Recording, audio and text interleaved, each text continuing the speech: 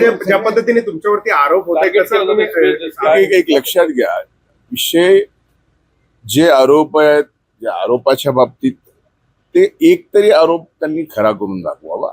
विनाकारण मला त्यावर काही आत्ता बोलायचं नाही. ज्यावेळेस बोलायचंय त्यावेळेस मी बोलायला कमी पडणार नाही हे आपल्याला माहिती आहे.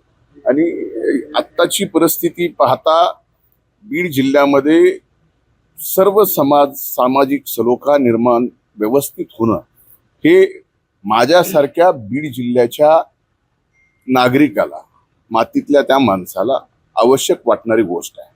आणि माझी एवढीच विनंती आहे सर्वांनाच की ठीक आहे, मला बदनाम करायचंय करा, आणखीन कुणाला बदनाम करायचंय करा, पण कृपा करून माझ्या बीड जिल्ह्याला, बीड जिल्ह्याच्या मातीला द्वादश पंचम स्थान असलेलं 12 ज्योतिर्लिंगापैकी 5वं स्थान हे वैद्यनाथाचं आहे. त्या वैद्यनाथ नगरीला बदनाम करू नका हीच माझी या निमित्तानं विनंती.